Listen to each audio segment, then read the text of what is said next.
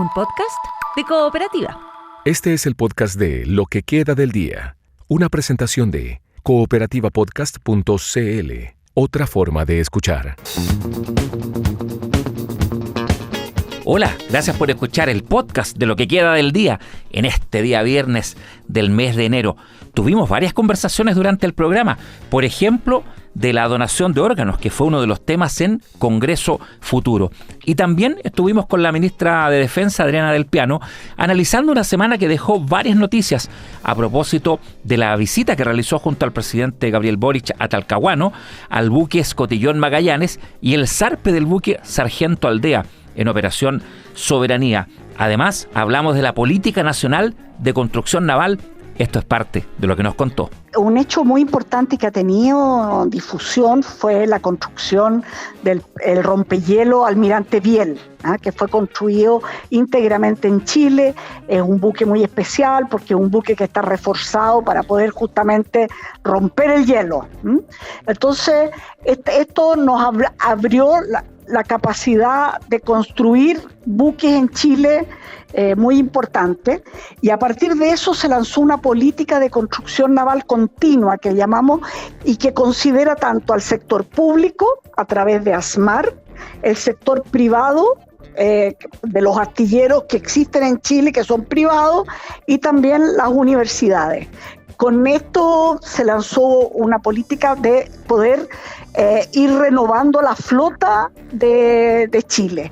Es decir, eso nos da grado de autonomía, de independencia, de parte de depender de otros países necesariamente, y poder también complementar lo que vamos construyendo con equipamientos que tienen otros países. El Escotillón es la primera fase que considera 4 buques de multipropósito grandes, y el primero ya está prácticamente terminado en su estructura. Falta equipamiento, pero ya el segundo tiene un 6% de avance. Con esto Chile se lanza en una línea de construcción que va a ser permanente en los astilleros de ASMAR en Talcahuano, complementado con lo que hacen los privados y también con lo que hace ASMAR Valparaíso. Y en este sentido, este tipo de desafíos de construcción que tiene Chile, que ha mantenido históricamente, ¿cómo está en estos tiempos, en la nueva era que viene, ministra? ¿De qué manera es visto de afuera también? ¿Qué proyectos se han encargado, por ejemplo, de construcción? Mire, muy importante porque hay mucho interés por distintos países, primero de contar con rompehielo. Rompehielo, no todos los países tienen rompehielo, o tú vas con rompehielo a la Antártica o vas al Ártico, para decirlo derechamente. Y es curioso porque el plano del rompehielo Biel es un plano canadiense, y Canadá ha estado pidiendo horas, préstamos, ser parte para poder mandar equipos científicos también a la Antártica. Yo creo que si nosotros tuviéramos una capacidad constructiva mayor que solamente reproducir la flota, tendríamos sin lugar a duda demanda por construcciones de esta naturaleza. Eso supone capitales en grande. Y por eso para nosotros que esta construcción naval no dependiera solo del Ministerio de Defensa y de la Marina, sino también participe Corfo, esté metido el Ministerio de Economía, le da un peso muy importante a algo que tenga una política de Estado que trascienda los límites entre un gobierno y otro. Y también quiero contar que en ese sentido estamos también trabajando, y ya lo mostramos a la prensa hace un tiempo atrás, el cambio que va a haber de la nave que se está construyendo, que es el avión para instrucción de pilotos, que es un elemento muy importante, porque la gente que empieza a pilotear, los estudiantes que entran a la escuela aérea, no pueden partir en un avión grande, tienen que partir en un avión de instrucción muy especial. Y en este caso nosotros teníamos un avión que era el Pillán, y ahora vamos a tener el Nehuen, que significa fuerza en mapuche, y el Nehuen, la gracia es que tiene todo su diseño es digitalizado y no analógico. Entonces, muy parecido a lo que van a hacer los aviones grandes que van a poder después pilotear los estudiantes inicialmente y los pilotos después. Y esto también, ministra, tiene que ver con la Política Nacional de Construcción Naval, lo que estábamos conversando. Así que es. Tiene casi un año ya de la firma. ¿Qué estructura va a quedar ahí, más allá del gobierno de turno, a partir de esta Política Nacional de Construcción Naval? Bueno, esto tiene un directorio que está establecido y en este momento estamos por proponer, están barajando varios nombres para que sea el presidente del directorio, sea una persona de amplio reconocimiento como gerente público, por decirlo de alguna manera, con experiencia en el sector privado, porque lo que se trata también es justamente lo que decía yo al comienzo. Esto se llama la política de triple hélice, esta idea de lo público, lo privado y la academia. Yo creo que un desarrollo tecnológico fuerte en el área naval o en el área espacial, aeroespacial, supone dejar un poco atrás esta idea de que todo lo público es bueno y nada más que lo público, o todo lo público es malo y todo lo que lo hacen bien son los privados. Aquí hay una articulación público-privada que yo creo que es lo más importante en esta idea de un salto tecnológico importante, más la academia, las universidades, los institutos profesionales focalizados a resolver los problemas concretos que enfrenta el país, no a producir papers, por decirlo de alguna manera, muy académicos, pero que no van en la línea del desarrollo del país. Hoy hemos tenido una reunión muy importante también con INACAP, que está muy interesado en trabajar con el Ministerio de Defensa y también con la Fuerza Aérea y con las distintas ramas para que la formación técnica que reciban los alumnos de INACAP puedan ser de utilidad para todo este salto tecnológico de las Fuerzas Armadas. Es la ministra de Defensa, Adriana Del Piano, conversando de varios temas que esta semana han marcado la agenda en defensa en el país.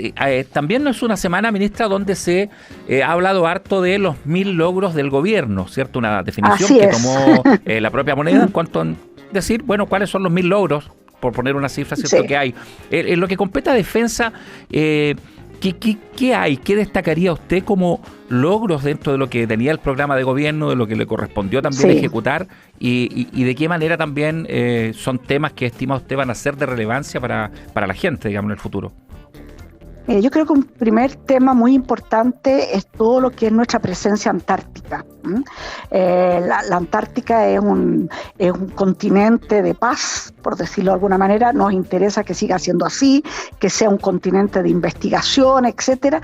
Y en este momento el país está haciendo un esfuerzo muy grande, que tiene un costo importante, de poder construir tanto un muelle de atraque, que no lo tenemos, como también mejorar la pista de aterrizaje en la bahía Fildes, que es por la puerta de entrada, no solo para las instalaciones chilenas, sino que también ahí están las instalaciones coreanas, rusas, chinas, etcétera, Argentina, que están por este lado. Y lo que justamente hizo el presidente al ir a Talcahuano, junto con revisar el buque, que ya está prácticamente terminada toda su estructura, el Escotillón 1, fue darle la partida al buque, uno de los más grandes que tenemos, que es el Sargento Aldea, que ya llevaba carga, pero además va a recargar en Punta Arenas los próximos días para partir junto a otros buques.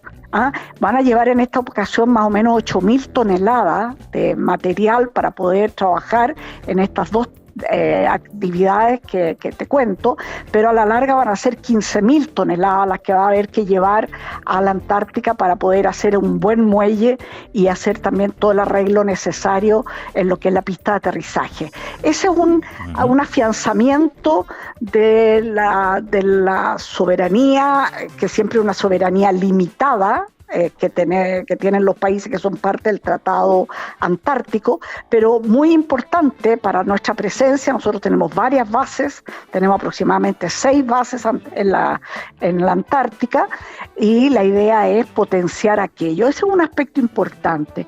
Y el otro que yo destacaría mucho es el Centro Espacial Nacional, que lo inauguramos hace poco tiempo atrás en Cerrillo y que nos va a permitir construir aquí en Chile algo que parecía como un sueño de poder tener nuestros propios satélites y poder tener, por lo tanto, una cantidad de imágenes de todo nuestro territorio marítimo, terrestre, etcétera, que nos permita tomar las mejores decisiones frente a amenazas medioambientales, de incendio, de desertificación, en fin, todos los estudios que se quieran hacer, y eso sí, en conjunto con el Ministerio de Ciencia, para que las universidades hagan su investigación en base al cúmulo de datos que van a estar entregando los satélites, que hoy día nosotros contamos con un satélite, y vamos a tener una cadena de satélites recorriendo, digamos, todo el territorio. Es la ministra de Defensa, Adriana del Piano, conversando aquí en Lo que queda del día en Cooperativa. Redondeando también, ministra, en la parte final de esta conversación, ¿cómo el país ha mantenido el equilibrio entre las inversiones, las compras relacionadas a la defensa en general y la relación que tiene? Usted sabe, en algún minuto Chile se equipó bastante, países vecinos encendían alarmas, hay un relato, ¿cierto?, siempre desde lo político. ¿Cómo ha estado eso? ¿Cómo diría usted que está equipada la defensa del país hoy? ¿Qué podría necesitar más adelante actualizar? ¿Qué se ha actualizado? Mira, yo creo que las necesidades tienen que ver, uno, con un cierto equipamiento que, como bien dice, Chile hizo un esfuerzo enorme de comprar aviones, de tener tanques de buen nivel, etcétera. Pero lo más importante, junto con renovar parte de estos equipos, es la mantención que de ellos se hagan. Y cuando digo mantención, no es solo que tú lleves el auto al garage, sino que es la tecnología avanza muy rápidamente. Entonces la idea es que también se le hace una mantención por una parte, pero también una especie de subida de nivel a esto. Entonces en este momento nosotros estamos trabajando en todo lo que tiene que ver con nuestros tanques para que realmente estén en las mejores condiciones posibles. Nosotros somos un país de paz, en el sentido tenemos un Ministerio de Defensa, pero también sabemos que el de estar equipado tiene un factor muy importante en la disuasión. O sea, los países también se miden por cuántos buques tienen en el mar, cuántos aviones tienen en el aire, cuánto es su capacidad terrestre. Chile está bien en eso, hemos mantenido, estamos equipando toda nuestra industria de la defensa, no solo para construir más, sino también para renovar lo que tenemos y para mejorar lo que tenemos. Yo creo que eso es muy importante. Si yo diría que estamos tranquilos, estamos bien. Chile tiene que, como todos los países, equilibrar cuánto invierte en proyectos sociales, pero también cuánto invierte en tecnología, cuánto invierte en defensa, porque la defensa es un elemento que nos permite también vivir tranquilos. Estás escuchando el podcast de Lo que queda del día. Una presentación de cooperativapodcast.cl. Donación de órganos en Chile y el mundo. ¿Dónde estamos y hacia dónde vamos? Así se presentó ante la audiencia de Congreso Futuro durante este viernes el médico cirujano chileno, coordinador de trasplantes en el país, José Luis Rojas. Acá nos contó lo más relevante de esta intervención. Mira, en los últimos años hemos tenido un cierto aumento de la donación en cuanto a números. Estamos hablando que superamos los 200 donantes, estamos haciendo entre 600 y 700 trasplantes al año, pero sigue siendo todavía una cifra insuficiente, más que por el número, porque de una u otra forma nuestras listas de espera siguen siendo largas, y con un número que ha crecido todavía en poca cuantía, te hace que los tiempos de espera todavía sean largos, entonces efectivamente aumenta los riesgos. Así que efectivamente hemos crecido, pero todavía nos falta mucho por avanzar. Y allí la política pública, ¿cómo ha acompañado? ¿Se ha adaptado a la manera de poder enfrentar esto? ¿Cómo está también la situación desde el punto de vista del rol de la ciudadanía también de recoger el mensaje? Efectivamente, yo creo que son dos puntos. Uno es cómo podemos ir avanzando a nivel del sistema sanitario. Creo que hemos ido avanzando en el sentido de transformar esto en una cosa cada vez más cotidiana dentro del sistema de salud, tanto público como privado. Y por otro lado, transmitir a la gente la confianza de que está en un sistema que funciona, cosa de poder disminuir la no ratificación de las familias. Todavía más del 50% de las veces las familias no ratifican la voluntad donante de la persona, muchas veces por desconocimiento, porque no tenían claro qué quería la persona que falleció frente a la donación, y creo que esa es la invitación principal a la conversación dentro del grupo familiar. José Luis Rojas es médico, coordinador nacional de trasplantes, además del Ministerio de Salud, está con nosotros acá en el estudio. A propósito, doctor Rojas, de la presentación en Congreso Futuro, ¿hacia dónde se enfocó? ¿Cuál era la idea en este espacio tan destacado? Yo creo que instalar la temática primero. Creo que en Congreso Futuro, después de todos los años que lleva, primera vez que se tocaba el tema de donación y trasplante, lo que nos pareció sumamente valioso. Justo este año se cumplen 30 años de la publicación de la ley de trasplante del año 96, entonces creo que había ahí también algo de simbólico. Y de una u otra forma contar a la gente lo que habíamos avanzado, que transmitirle confianza en el sistema, en el sentido de tenemos un sistema nacional de donación que es único, que es transversal a lo público y lo privado, tenemos listas de espera únicas, tenemos equipos de trasplante preparados, y lo que nos falta también muchas veces es que la gente conozca, se informe, confíe y converse del tema, que es lo principal. Entonces, aprovechando lo variado del público, era invitar principalmente a la conversación y a darle el sentido de lo importante que es donar órganos. Y hay allí un tema con la ciencia, que en la medida que se acerca también hay más confianza también en el sistema, o en despejar mitos que de pronto se reparten. Efectivamente, yo creo que también hoy los trasplantes en Chile son trasplantes que andan muy bien, que una persona trasplantada vuelve a hacer su vida de muy buena forma. Los trasplantes tienen resultados iguales a un país desarrollado, y lo que de una u otra forma nos falta es tener obviamente más órganos disponibles, más donación. Y ahí lo que uno invita a la población a conversar el tema, cosa que en el día de mañana no sea una conversación que tengan que tomarla en medio de lo complejo que es la pérdida de un ser querido, digamos, que es un mal momento para tomar decisiones que no se hayan conversado previamente. ¿Se está hablando hoy más en Chile, ve usted, de este tema, ya sea de la donación, del trasplante u otros vinculados precisamente a un momento que evidentemente uno no va a tener la mejor resolución si es que lo quiere decidir ahí, ¿cierto? O conversar. ¿Se está conversando con más anticipación de esto hoy en Chile? Hay la sensación que nosotros tenemos que sí, efectivamente hay muchas veces que familias espontáneamente nos plantean el tema de la donación.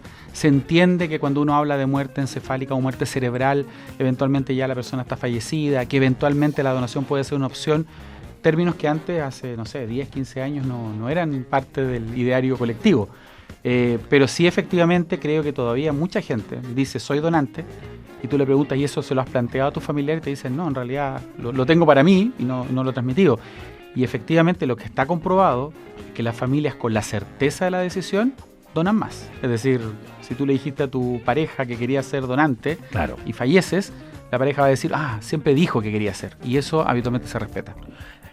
Respecto a estas decisiones de donar, ligadas a experiencias familiares y sociales, ¿sigue siendo fuerte esto?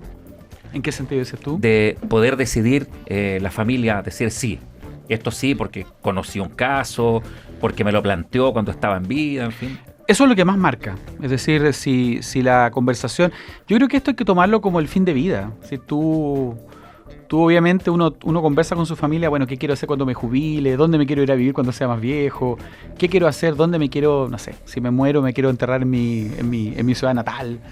En esa misma conversación debiera estar también ligado a, bueno, ¿sabes qué? Yo también quiero donar. Y efectivamente, cuando esa conversación ocurre, cuando las familias se sienten partícipes, obviamente respetan. Hay allí una decisión, digamos, sí, de estar presente. Veía también, a propósito de la presentación, con que se daba, ¿cierto?, la invitación a poder seguir su participación en Congreso Futuro, de plantear la pregunta de cómo Chile puede avanzar hacia modelos más humanizados y comparables a los de países que lideran, digamos, esto del trasplante. ¿Cómo es ese camino que planteó en Congreso Futuro? Yo creo que principalmente transformarlo, el sistema de donación y trasplante, robustecerlo y transformarlo en una prioridad sanitaria permanente en el tiempo, finalmente. Yo creo que hemos avanzado en cobertura, pero obviamente tenemos que avanzar en sistemas mucho más robustos, en coordinaciones nacionales mucho más fortalecidas, en estructuras sanitarias donde el trasplante sea cada vez más prioritario, y creo que estamos avanzando y hay que seguir en esa misma línea, que es lo que ha mostrado España, Argentina, Uruguay, donde sus sistemas de donación y de trasplante son prioritarios dentro de las políticas públicas del país.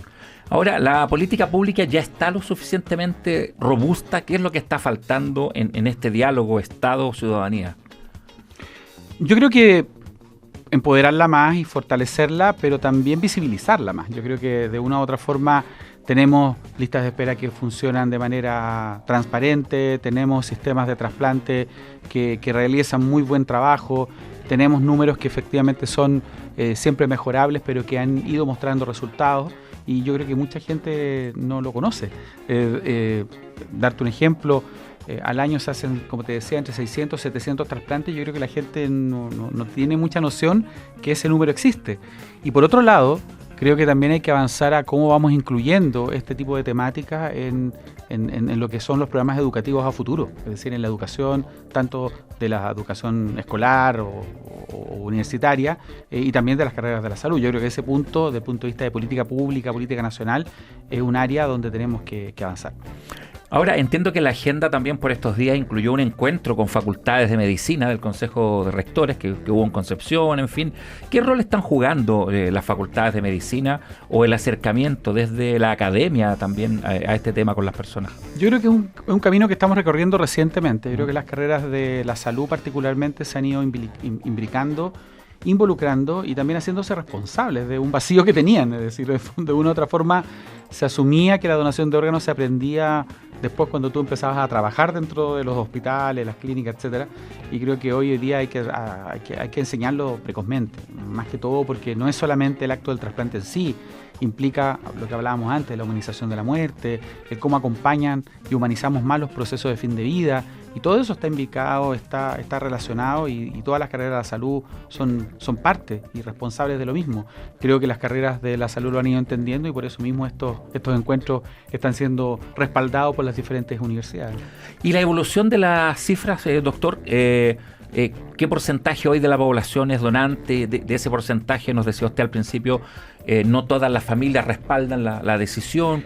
¿Cómo está eso? ¿Dónde está, digamos, Mira, nosotros todavía tenemos una alta no reconocimiento, más que negativa es un no reconocimiento. Somos donantes por ley desde los 18 años, asumimos que tú eres donante, a no ser que hayas dicho que no en un documento notarial, pero la familia es la que ratifica o no ratifica esa voluntad. Y 53% de las familias no ratifican la voluntad. Te dicen que no, que en realidad no sabían, que no estaban seguros si tú eras donante o no eras donante. El desconocimiento marca mucho esa negativa. Entonces es un tema que invita a la conversación, que invita a hacerse cargo de manifestar tu voluntad expresamente, cosa que el día de mañana las familias respeten y no tengan que decidir por ti, finalmente. Respecto a la apreciación que hay también de pronto cuando se conversan estos temas de que hay dos caminos, evidentemente el sanitario, el cual la gente plantea, es bien relevante, pero de pronto alguien lo posiciona o lo lleva a lo valórico o a otro momento. ¿Cómo ven ustedes ese debate y de qué manera creen que también allí se juega a veces una decisión? A ver, de lo valórico creo que desde el punto de vista ético, moral, no hay mucha duda de que la donación es un acto virtuoso en sí mismo. Somos entes sociales y yo creo que la donación de órganos es lejos la representación más grande de la solidaridad de la gente, finalmente. Yo ayudo al que está al lado porque el día de mañana me puede tocar a mí, y le doy un sentido a la muerte, dándole la posibilidad de vivir a otros. Desde el punto de vista religioso, la mayoría de las religiones católicas o cristianas son pro donación. Por lo tanto, creo que de una u otra forma, en esa perspectiva, no tenemos grandes problemas. Estamos conversando aquí en Lo que queda del día en Cooperativa con José Luis Rojas, médico cirujano chileno, coordinador nacional de trasplantes en el país, que lidera la política pública, también la red de donación de órganos y tejidos. José Luis, respecto también, a propósito de Congreso Futuro, al avance, ¿cierto?, del conocimiento, de la ciencia, ¿qué cambios ha habido en el último tiempo en cuanto a seguridad, a cuánto demora quizás un proceso de trasplante? ¿Se ha ganado algo también de pronto en traslados? Sabemos que el tiempo, ¿cierto?, es tan relevante, o hay cosas que la ciencia es difícil que la supere en cuanto a actuar rápido, por ejemplo. No, yo creo que hay avances que se han generado. Primero, a ver, nosotros prácticamente el 60% de nuestros donantes son fuera de Santiago, en un país que tiene 5.000 kilómetros de distancia. Entonces, implica un desafío logístico que lo hemos ido superando progresivamente. En el mundo hay avances que se han ido estableciendo también en Chile de máquinas o dispositivos que te preservan los órganos más allá de los tiempos habituales, que son sumamente cortos. Piensa que, para dar un ejemplo, un corazón una vez extraído tiene que estar trasplantado dentro de 4 horas. Hoy en el mundo hay máquinas especiales que te permiten prolongar esos tiempos un poco más, que estamos tratando de implementarlas en nuestra región, no solamente en Chile, en Latinoamérica. Hoy en Chile ya hay técnicas donde hay órganos que se pueden, una vez extraído, preservar y mantener artificialmente unos tiempos para estar en mejores condiciones e implantarlo con mayor seguridad, un donante ex vivo que se llama. Es decir, creo que hay muchos avances que se están haciendo para tratar de mejorar la calidad de los procesos, aumentar la cantidad de órganos disponibles, y que en Chile estamos avanzando también en una línea consistente en ese aspecto. Y allí el paso final, digamos, a lograr la plenitud, ¿cuál es hoy en el mundo en cuanto a las cifras, ya sea de donantes? ¿Existe cercano al 100 tasas? No, todavía no. Mira, el país, el número mágico es la cantidad de donantes por millón de habitantes. Perfecto. Entonces, antiguamente se hablaba de un máximo teórico que era 40 donantes por millón de habitantes. Nosotros somos alrededor de 18 millones, 20 millones, pongámoslo, cerrémoslo en 20. 40 por 20 son 800. Ese era como el número mágico. España ya va en 52 por millón. Han ido aumentando diferentes estrategias, han ido aumentando. Y a pesar de eso, España no es que tenga 0 pacientes en lista de espera. Lo que hace es disminuir los tiempos. Un paciente se activa en urgencia y durante el día está trasplantado. Y yo creo que eso es lo que tenemos que aspirar. Que Chile, con el doble de la cantidad de donantes que tenemos hoy día, tendría tiempos mucho más cortos y efectivamente aumentaría las posibilidades de llegar a tiempo con el órgano, que muchas veces es lo que marca la diferencia.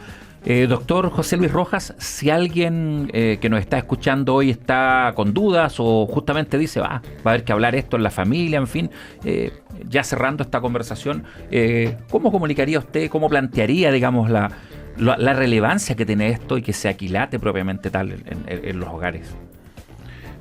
Yo creo que lo principal es no tenerle miedo a conversar y a manifestar tu voluntad. Que lo conversen en la casa, que digan que si quieren o no quieren ser donantes y sean claros en decirle a la familia, oye, el día de mañana si me pasa algo, yo quiero donar mis órganos y por favor respeten esa voluntad. Si logramos que cada vez más familias tengan esa conversación, obviamente podremos avanzar mucho más en este proceso de transformar a Chile en un país donante.